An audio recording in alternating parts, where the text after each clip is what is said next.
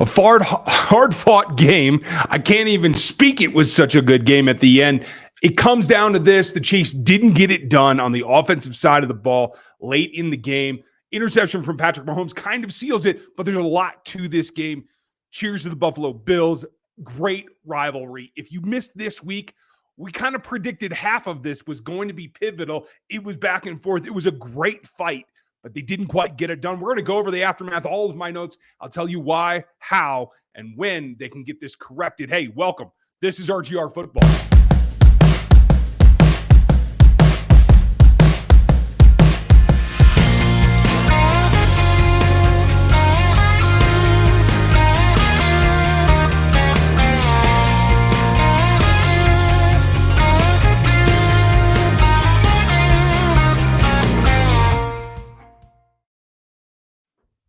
Well, sorry, Lewis. If I jinxed anything, it's because hopefully the staff will pay attention, because a lot of these things tonight in a tough ball game we could have seen coming, and some of us did. That's the way that it goes down.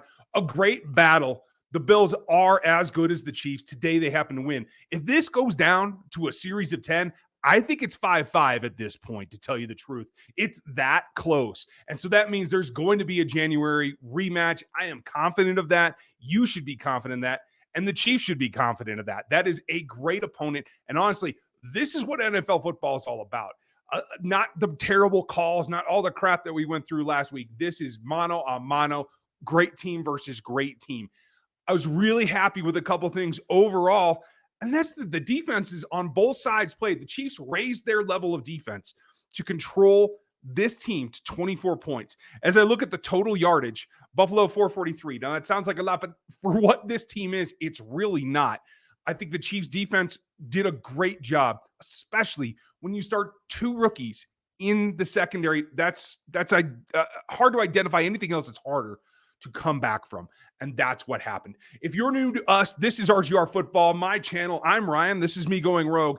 And this is the breakdown. This is where we go over all my notes, what happened in this ball game, why it ended the way it did, and how we can move forward next. I'll answer some of your questions, go over all of my notes and all my takeaways, and then we will have a full Q&A hour tomorrow night, so don't miss that as well. I see a lot of friendly faces. Glad you guys are here. We're going to go over some of your comments and questions as we roll on too. But I do want to say, at the end of the day, and I said it again, I know I've been saying that a lot lately, because it's all this like discussion that breaks down to bottom lines. That's the way that this game and this season really is going. If you get to the point where you're battling Josh Allen and Buffalo Bills and he's not burning you on the ground, that's a good thing. The Chiefs did a great job against Josh Allen in not letting him run all over them. This game would have gotten away from them if he had. In the end, I think, what did he run for? 12 rushes for 32 yards. That's great defense against Josh Allen. And that was one of my game plan pieces. You saw it on Friday, and I put out another clip of it this morning because that's how important it was. And they did a great job. The linebackers stayed home. Snead was Snead in coming up versus the run. Reed tweaked an ankle, but he was in the run game a lot. And I thought a couple of takeaways. We'll talk about Chanel later, because I saw some good things from Leo Chanel tonight, and it wasn't necessarily in the run game. A lot of positives despite the loss tonight, and we're going to focus on those because that's really what points us at what's going to happen when these teams meet again. I think at the end was the end. Unfortunate for Patrick that it was two things in my mind, and I've rewatched this play a couple of times now. And it is that he pushed it and didn't quite realize that Johnson was in position to take that ball away. I think he underestimated Johnson's athletic ability, and that's something he scored really well in the Matrix. And so I know that he can jump routes, and that we'd seen that before, and that's something. But it's also because Sky Moore is generally, he lets things into his body a little bit more than, say, Jody or JuJu or MVS.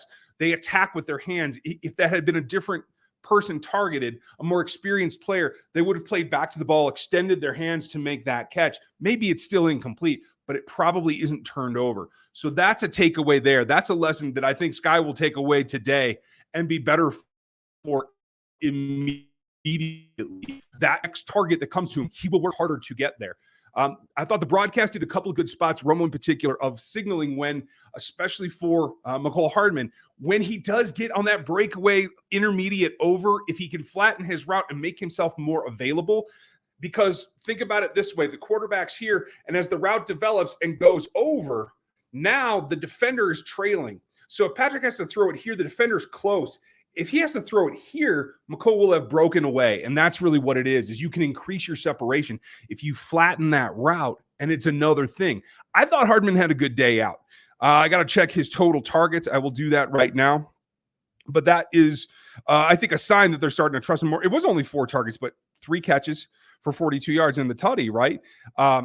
JuJu, 5 for 5 on the day. I think that sounds out as well. Not only the yak, but the hard yards in contact, surviving the initial to get the yak, to tell you the truth.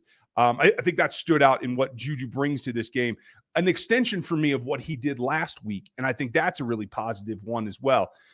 See a lot of comments about Wiley. I'm going to go back through my notes. I had Wiley, obviously, Von Miller is going to get you. The duck move from Von Miller got Wiley twice. The spin move got him once. But you'll see on that last drive, Wiley actually recovered pretty well. And that second spin move, he rode him inside, took that away, and let Patrick gain some breathing room out to the right-hand side. And that's where he delivered that ball. I think it was to Travis. They called that terribly weak call on the push-off. Ridiculous offensive pass interference. That was just... This is, again, something I talk about in my rant. I promised you guys a rant this week. I did it this morning because I wanted to get all the information, but that's what it came down to. It just didn't get the call. They just, in their minds, they don't get the calls that they should, and that's what happens.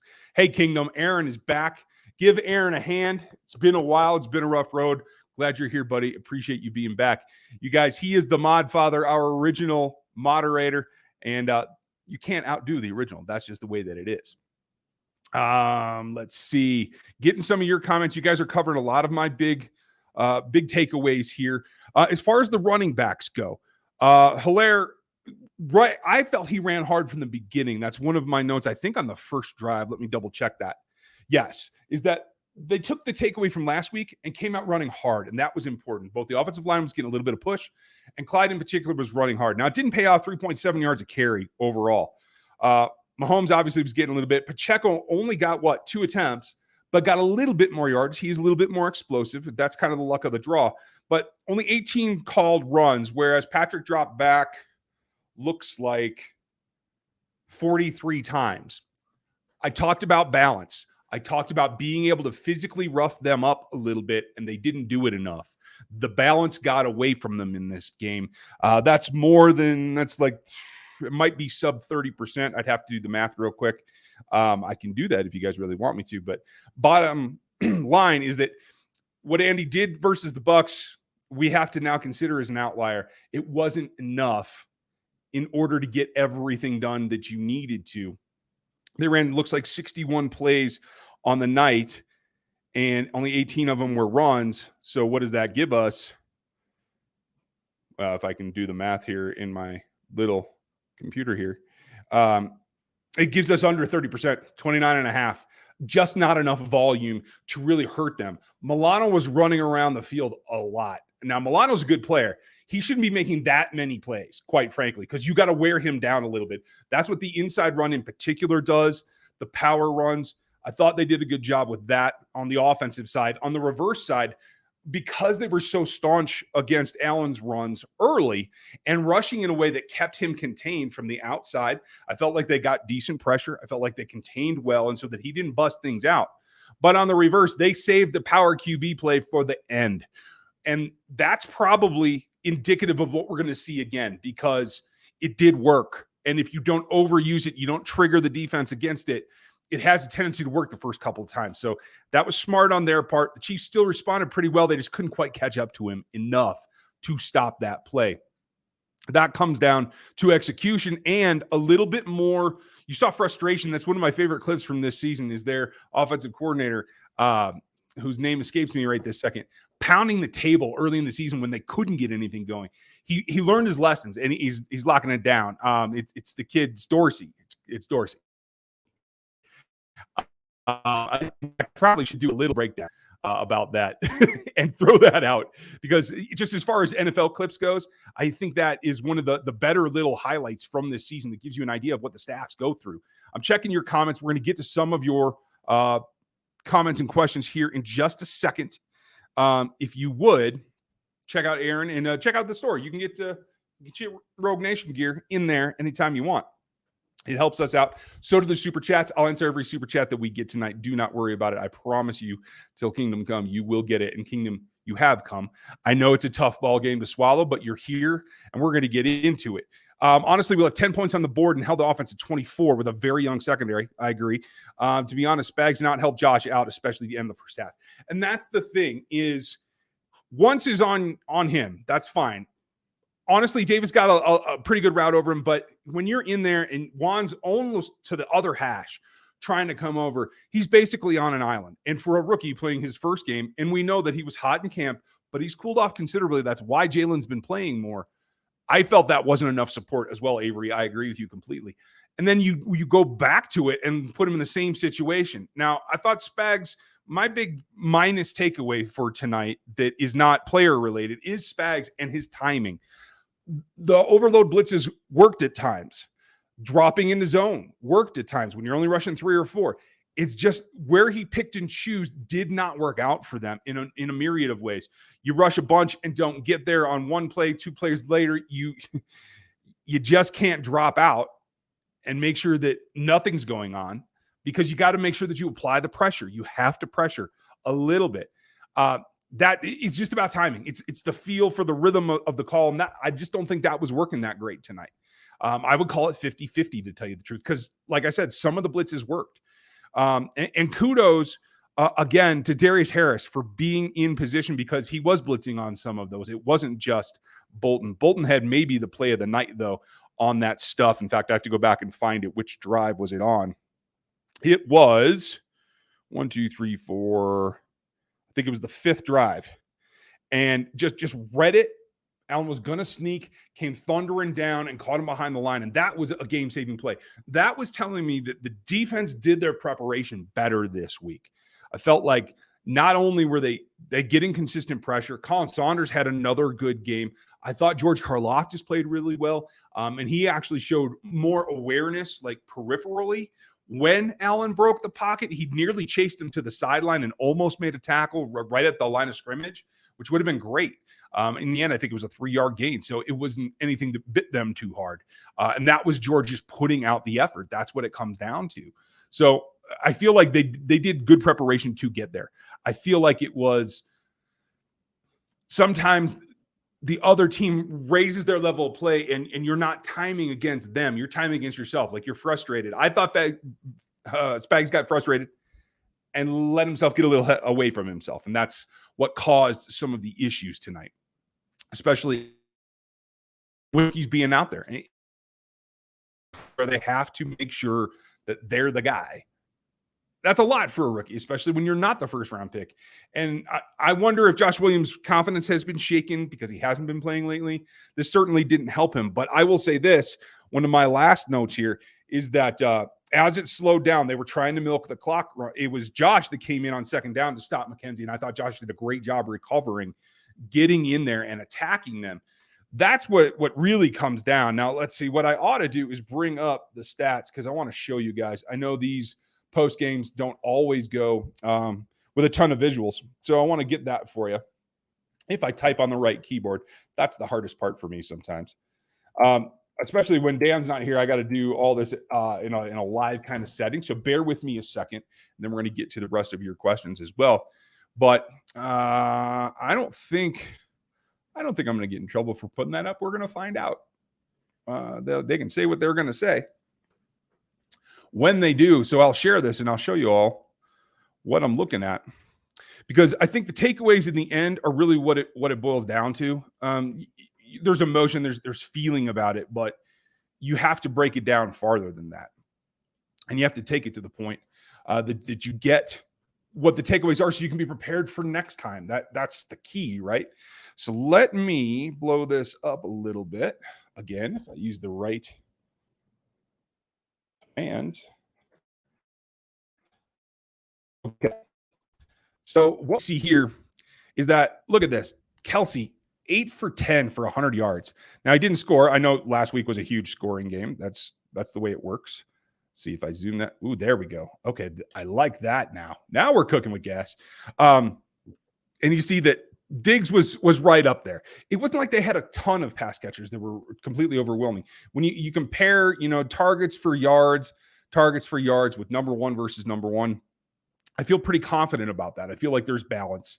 And it's not like everyone was docking them. Now, their secondary receiver in Gabe Davis did a little bit more yardage than Hardman on a couple more targets, same number of receptions. But so you can see that there's similarities there.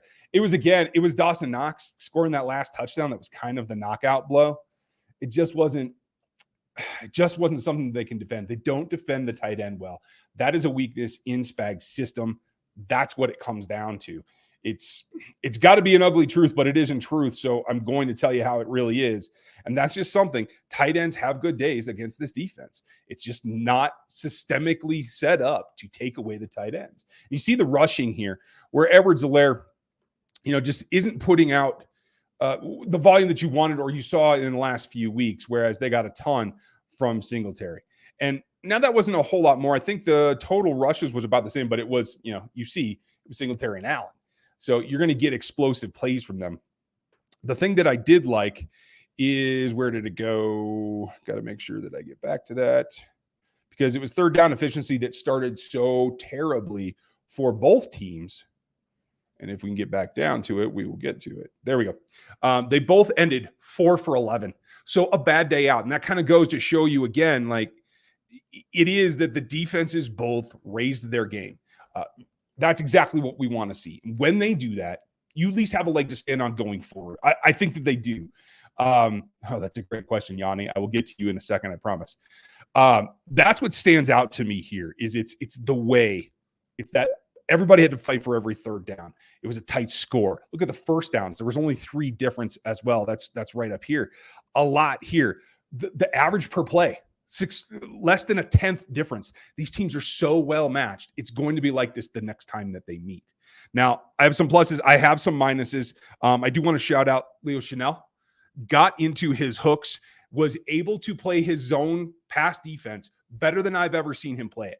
That is a huge step forward for him and something that they can build on. They're going to get Willie Gay back. Darius Harris has been playing well. They have 4 competent linebackers on this roster right now, and that's really good, especially when it gets colder. Allen's going to run more next time. You're going to have to face Joe Mixon maybe. You're going to have some run-oriented teams that are going to come in that you're going to have to deal with. And so I think having 4 linebackers is the bare minimum to give yourself a championship chance. That's what I'm looking for. And I feel pretty good about that now. So kudos to him. I thought he did great. Let's see. We talked about the offensive pass interference. That was BS. It was just too bad to see that Bolton makes that big play. And then bam, 2 plays later, they aren't able to corral the passes and they let him in a field goal range like that. That was difficult to monitor. Some of that was because they just weren't able to really key in on where he was going to go. I thought the Bills did a good job of disguising where they wanted the focus of their offense to go on given plays. So kudos to them. On the offensive side, there was a lot of letdowns. There was a lot of plays that they'd like to have back. A couple of incompletes. There was one early with MVS. There was obviously that flattened route that didn't happen for McCole. Things that could have turned the tide. And you have to have every play in a game like this when it's mano a mano like this against a team that's just as good as you are. And I think it's very clear they are just as good as the Chiefs are. Let's see. Oscar asked, Wiley couldn't block to save his life. Shaking my head.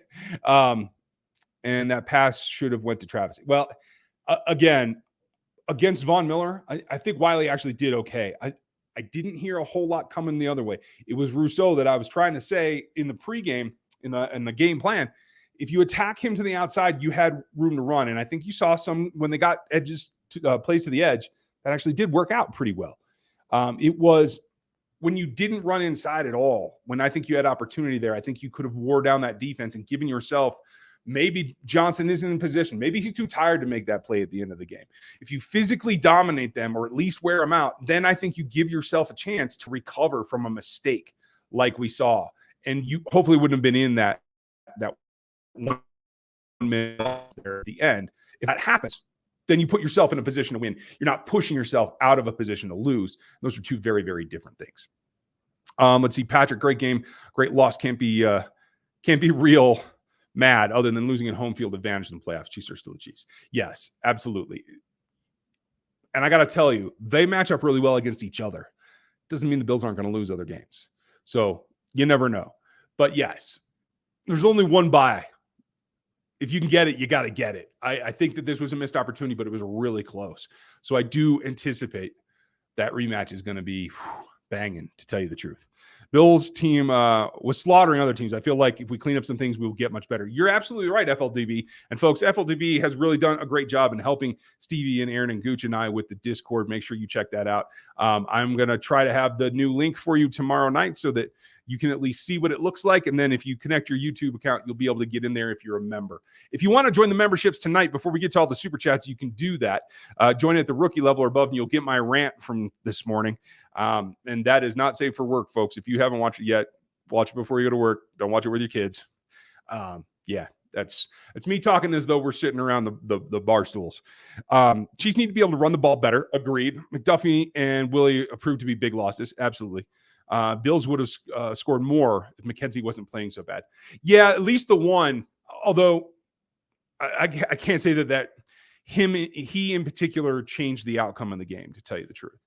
Because the other guys score as well. So if they score there, maybe they don't score. But yeah, he definitely helped the Chiefs out in a couple of problems. Tatum, thanks for the support, buddy. Hey, I'm not mad at this loss at all. I think we can beat these guys. Let's keep our heads up, and defense will be a lot better in the next matchup. I agree with you completely, Tatum.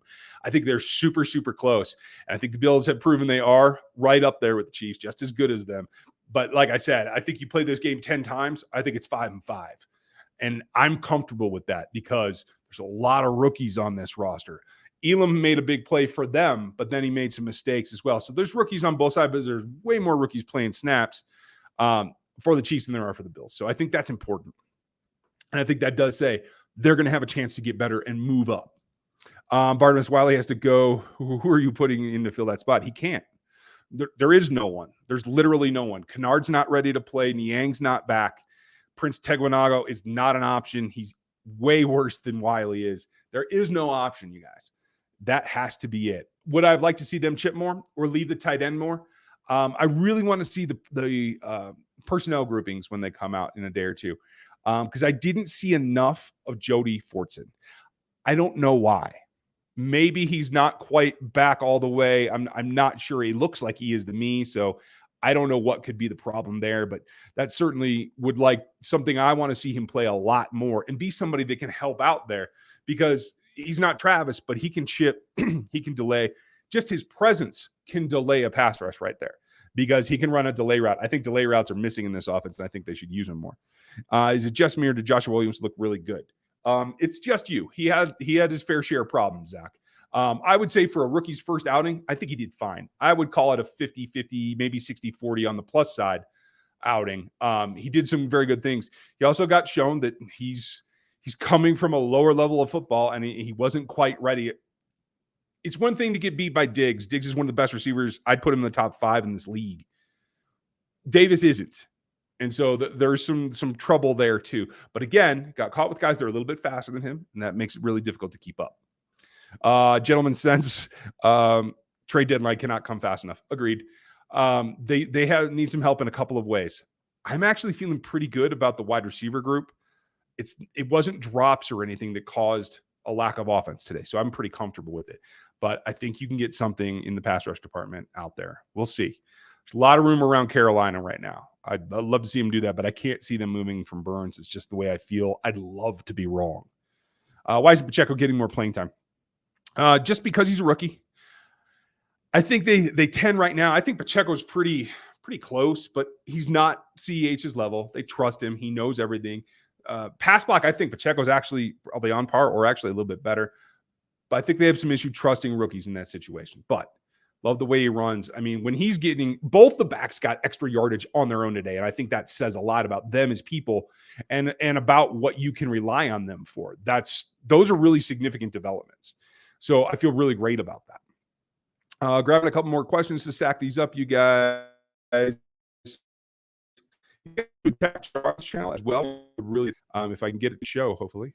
I don't know why it's not cooperating. So I'll come back to that. Big Chief Sean Football. Search it and you'll find it. And I'll try to throw a tag in here. There we go. Just playing a little bit of catch up here. Let's see. Other questions.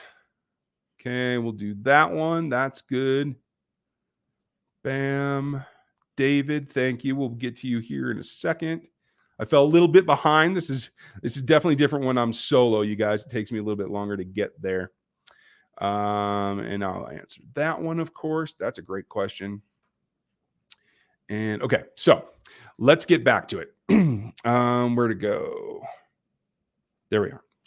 So Andrew, leading Josh Williams in his first game one-on-one twice for 2 touchdowns, one of the big swings of the game, and I hope they can learn come January. I will say after that, he seemed to adjust. I agree with you, Andrew, and I think he settled down. And you know what? It's trial by fire. I think they were rolling the dice, and I even tweeted it, I think, around halftime. You can take those chances. You like what you see in him. He's shown a knack for playing in this level at his current development rate. But you can't push it too hard. And I felt there were just too many reps where you left him out there. They spotted it and they understood when they got the look that they wanted that they could go after him. And I think that's just because of the volume and the timing of when they chose to run, where he was alone in man. You got to have somebody over the top of him. And even if you're not going to run split safeties over the top, you got to shade your guy to the least experienced corner, in my opinion. Even though Jalen's a rookie too, you got to give more help to the guy who hasn't been on the field yet this season. I think that's pretty straightforward, but all the rules of the defense dictate how they line up is where you align. You got to have somebody make that adjustment. And I think they have to do some changes so that guys can roll when they have to roll and pull out and have a set that they can go to when they have to make an adjustment on the field that doesn't have to come from the coaching staff. I'm not sure that they're there yet in the secondary. Adam, Gabe Davis pushing off on every reception, but Kelce good. Yeah. I think the eyes are on Kelce a little bit more because he's such a high caliber player. I think that they're biased against him because they hold him to a slightly higher standard. I will say neither of those should have been called. The first one, as well as Kelce's, both of those were very, very weak. I've got that in here a number of times, like 1, 2, 3, 6 weak calls in this game that just, yeah, you could make them, but they were weak. They were not backed up by hard evidence. Can't expect to run when the O-line can't block to save their lives. Well, you have to. That's the game. You when you get them to that point where they have to run the ball, and Andy says we're going to run, you get games like you saw against the Tampa Bay Bucks where they can go do it. You have to push them. You have to challenge them to get it done, and that's got to be part of every game plan every week. It can't be selective because we have this opponent this week. That's the problem. They can run when they have to. They don't push themselves enough. Robert, thank you for the support. Appreciate you. Ken, thank you as well. How do you think the rookies did? Because they all did well to me. I'm really happy with all of them. And Josh as well. I thought Jalen held up well. I talked about Leo. I talked about George. Who else was playing? I didn't mean earlier to say that Sky did something wrong. He lets things into his body. That's who he is. I think he can train himself out of that. He has big hands, but I've seen it on tape in college where he let things into his body a little more than I like. He'll learn to get that out of his game and always go to the ball, and I think that will change things. I thought he played pretty good too. It felt like he got 20-ish snaps, maybe a little bit more. I can't say that for sure. We'll see when the snap counts come out. But I felt like that was good volume for him. He didn't look tired. He still looked clean out of his cuts. So I felt like that was a pretty good noise level for him. Knicks fan, hope you're doing well. What a game. Can't wait for the defense to be healthy. Agreed. I think that's going to make a big difference when you have everybody out there. That's what it is. If you can get to full strength, you have an advantage because everybody goes through attrition all year long. There's no way around it. So everybody's got to play that game. If you can win that game off the field, just having your best players, you're automatically winning. Let's see. Grabbing a couple more here. You guys have done really good about hitting a lot of my points. Did see a NASCAR package a time or two. I really like that. I thought Frank Clark looked like he was coming off the ball pretty well. He jumped inside one play, and I thought that really flushed the whole thing. Leo Chanel destroyed a play. That one where they got the stop because Snead and came home and stopped one where they had to measure. But that was because Leo blew up the play and got in the backfield. That was classic Leo Chanel, and that's exactly what I've been hoping to see. I think he's coming along. They played him in the base, but they played him in other situations as well. I'm going to have to look at the snap counts and how they were aligned, but I think Leo's making progress. So that's a big positive takeaway for me too. And when he gets back on the field, if you have Willie, Leo, and Nick, I think you're going to be in really good shape against some of these teams that want to play the middle, whether it's the run or the pass, and that's where they choose to attack. Remember, I talked all preseason about that middle tier, the second level of the defense and the middle section of the field. That's where the Chiefs have to defend harder. That's where they have to improve. I think that's still the case, but I think they're on the road and they can see it from here. How much of a difference do you think having Gay and McDuffie would have made in this game? I think Gay in particular takes away some of those little routes across. I think he probably sniffs out that last Allen run at the end of the game a lot better than they did. McDuffie, like I'm hesitant to say he would have been a game changer because he's played 20 snaps and he hasn't practiced a whole lot. So I think this was a game where he would have played well, though, because I think he has the ability to fight with Diggs and Davis more so than if he had come in to play Mike Evans. You know what I mean? Like the guys with size or have the advantage over him, but he can play guys of his own ilk pretty well. And even though he's a rookie, I feel good about him. Robert, thank you very much. Appreciate your support.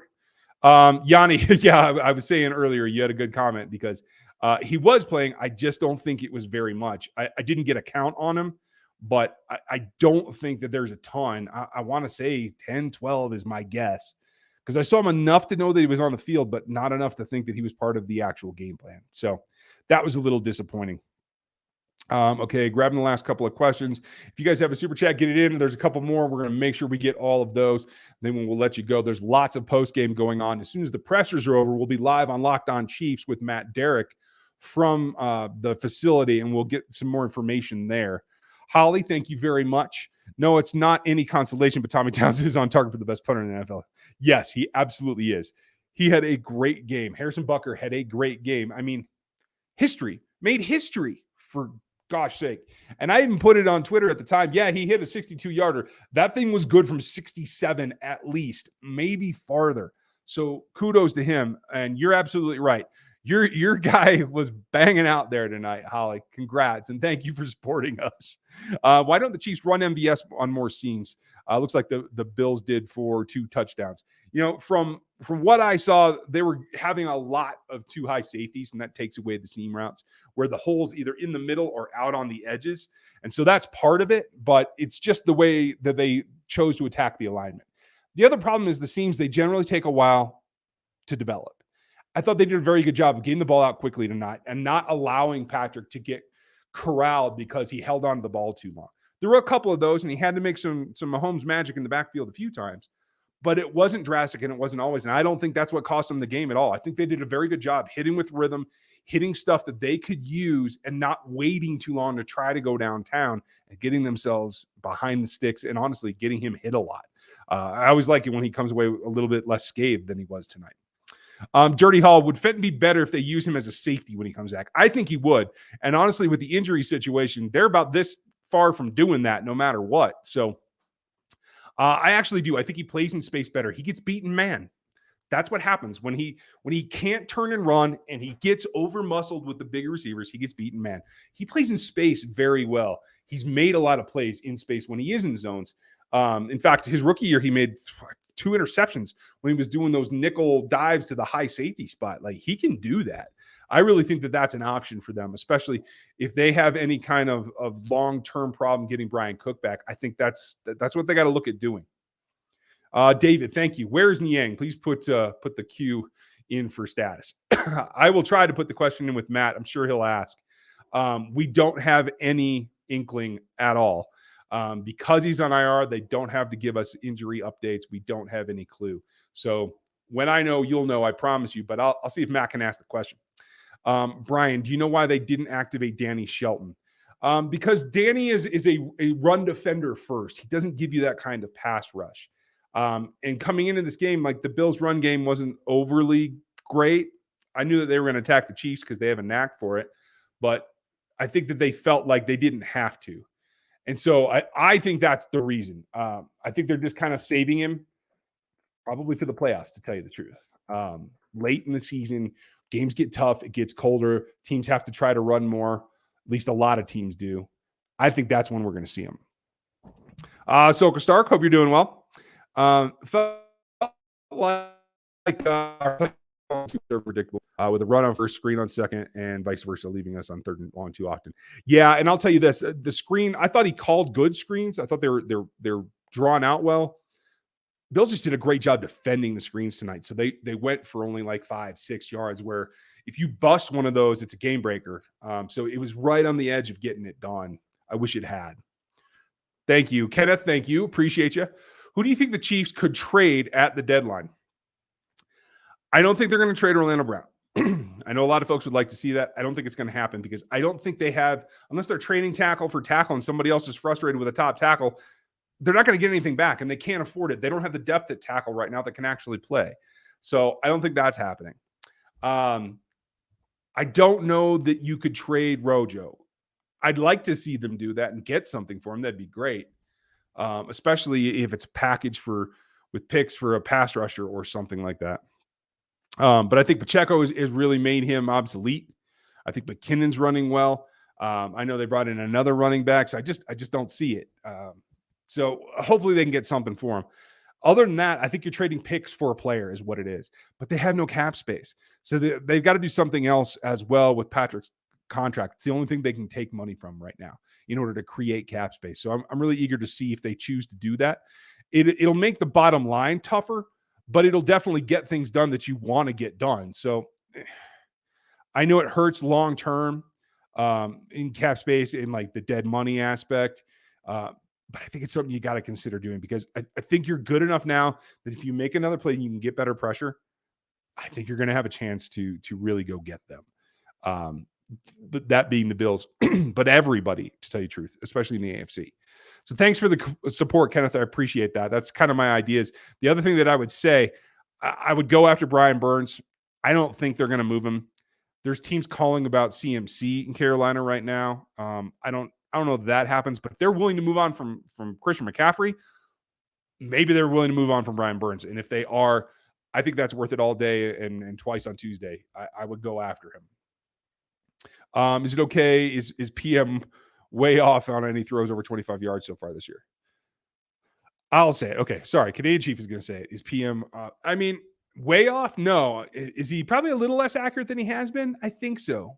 He looks a little rushed or a little excited when he does get those open looks. It's been a while since he had a lot of open, deep looks. So when he does it, I think he's mishit a little bit.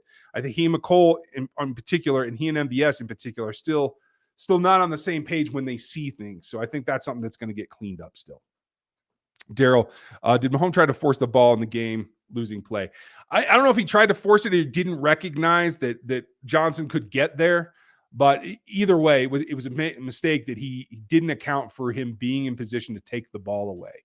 I do think that's what happened. And I think it was just, hey, I got to get this done. There's an option. It was a crossing route in front of him. So I just think, he was looming here. And I just don't think either he didn't see him or just didn't think he could make the play. What about the 62-yard focus? Yeah, Royce, I was trying to say that before. What a kid. He's been hurt all season. He comes back and nails a franchise record. And like I said, it could have been from farther out. It could have been, I don't know. I don't know if it could have been 70. I'm not sure. But it could have been 67 for easy. I am positive of that. Do you feel worse about this game or will we be okay? I feel great about this game. They were a hair's breadth away from getting it. And what I was worried about is that the defense wasn't going to be able to keep up with what Allen was doing. And they certainly were. They held him to 24. And I have said this repeatedly. Anytime the defense holds a team to 24, they should win. This is more on the offense not executing against a defense that's very good. I'll give them that. But you notice Poyer didn't make a play. They didn't get a ton of sacks outside of Vaughn. So, overall, I feel like they should have had this. I think the offense was a little bit misfiring. I think they'll get that straightened out, and they'll be able to get a win next time. Remember when we were in 3-4 about this time last season and lost the Bills' worst touring season? Yep. I feel like we're in a better position at this point than we were last year, and that's a very good point, Holly. It is all relative. And again, with the volume of snaps that you're getting from rookies, it is about how you progress through the year. So I do feel like they're in good shape. This was a great performance, I think, especially when you were asked by the coaching staff on the defensive side to do a couple of things that maybe you weren't ready for Josh, maybe for Jalen as well, because Jalen was out on the opposite side, most of the night on an island as well. And they asked the linebackers to blitz a little bit more, and Harris hasn't done that a ton, but I thought he did pretty well tonight. So overall, I do think that they're on par with last year, if not a little bit ahead on the defensive side. The offense is still trying to click. We've seen it work in spurts, and I thought they did a good job in some things.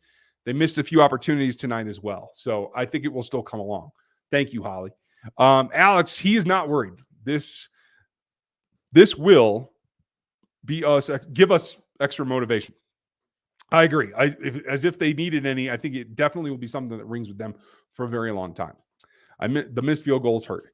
It did. In the end, you still lose by a point, though. So I agree with you. I didn't think the other was, I don't know, was it that far off? I'm not sure. But good point, Knicks fan. I appreciate you mentioning that. You got to get smoother play all the way around. Did we have too high expectations for our O-line?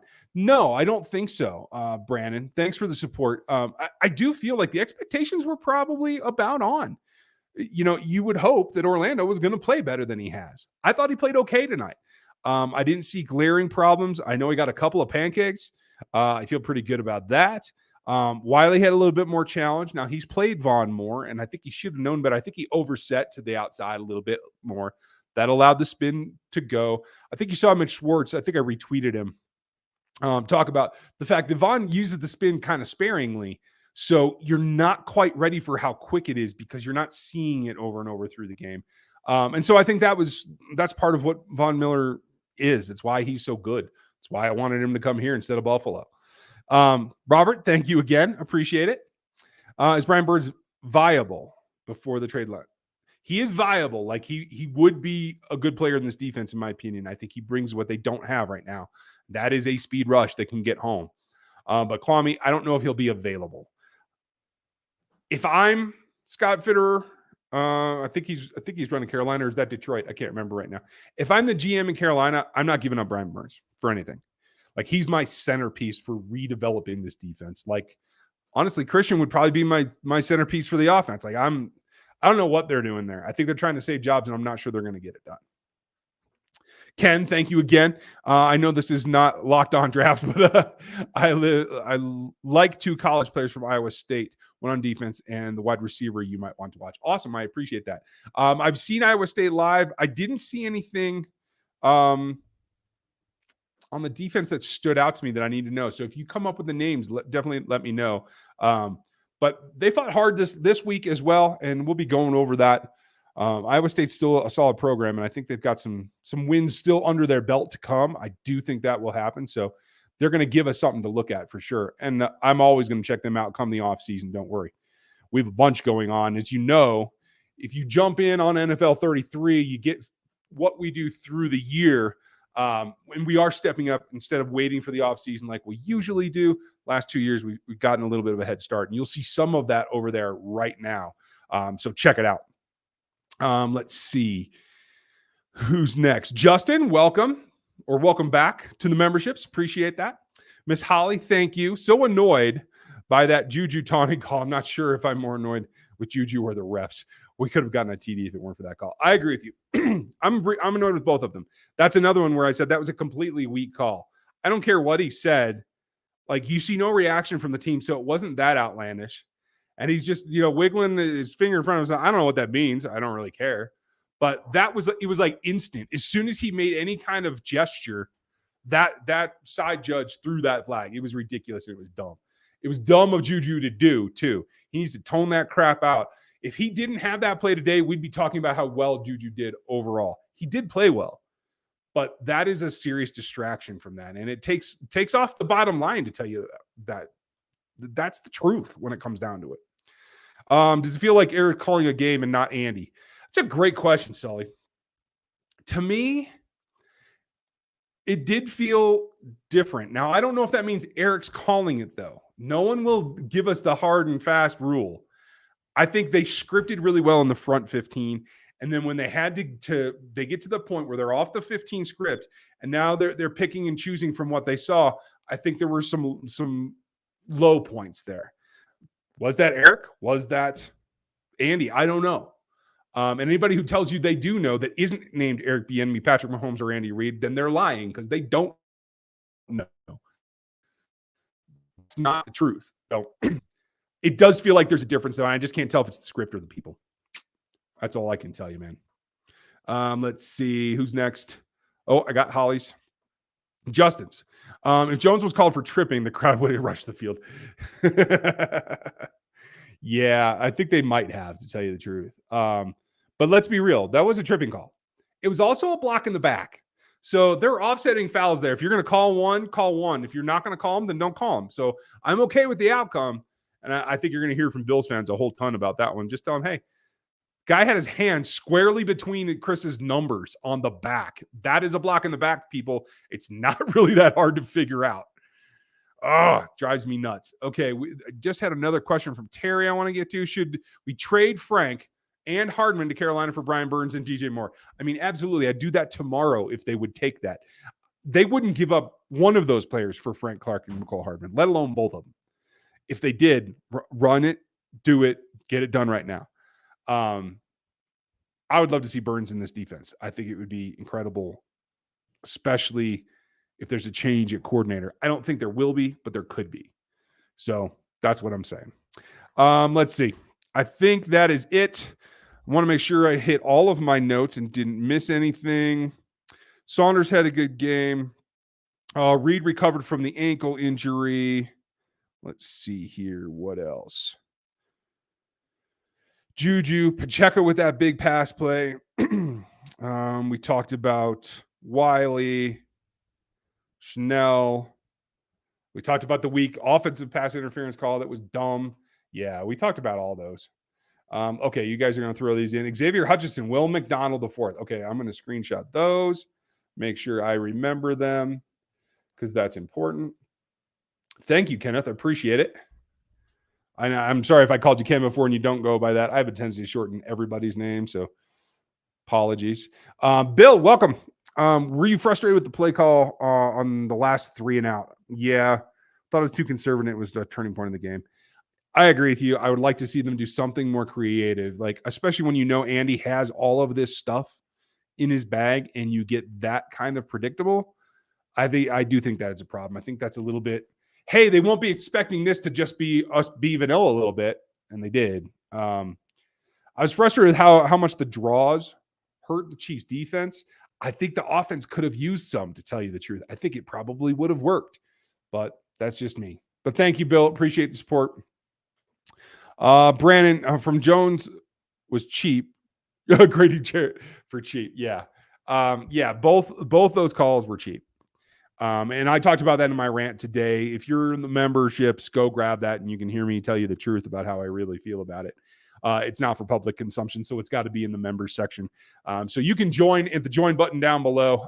Just grab rookie level or above and you guys can get that. And it's up there now. So apologize for all the cussing you'll hear in advance.